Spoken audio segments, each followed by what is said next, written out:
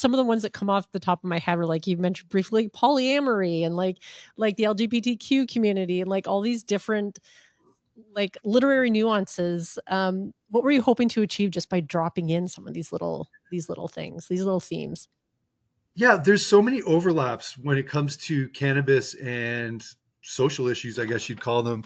And I definitely deliberately didn't want to shy away from those. I wanted to sort of embrace it and be like, okay, how does that? And also based on my experience, like I'm not a member of a lot of the communities that I have commented on, but I definitely like have touchstones in those communities or have experiences where I came across people or have known people who work in cannabis who share those identities. And I observed some really interesting things or talked to them and, learned from them about some interesting overlaps. For instance, like there's there's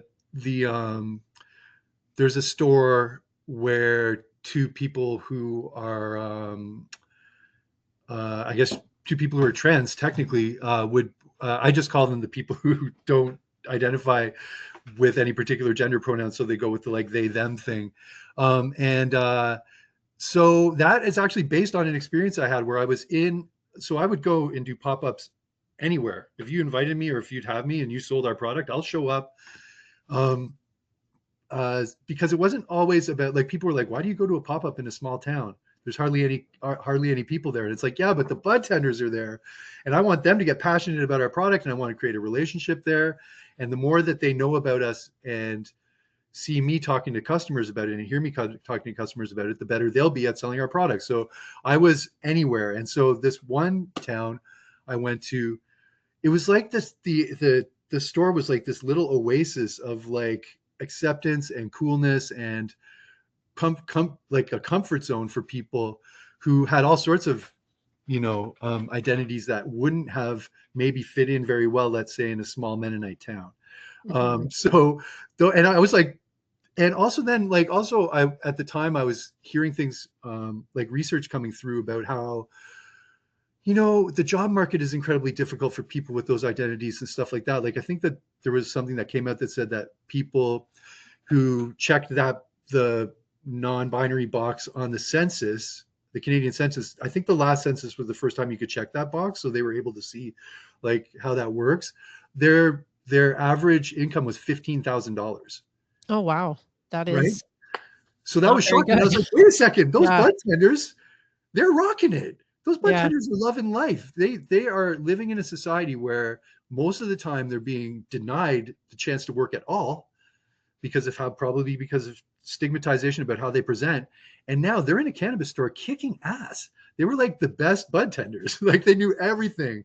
And I remember thinking, wow, what would these people be doing if they weren't here? Like what would that be like for them? And so that's why I brought that. That's why I created that chapter, was because I'm like, I want to celebrate that.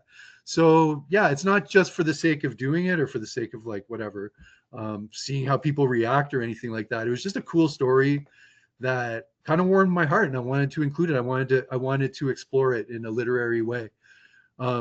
Which, by the way, was also something, because I'm a grammar nerd, and the whole like they them, I'm like, wait a second, that's plural. How are we going to work that? How would you write a story about people if that was their pronoun? That was actually one of the reasons I was like, let's try this. So turned out it wasn't a problem at all.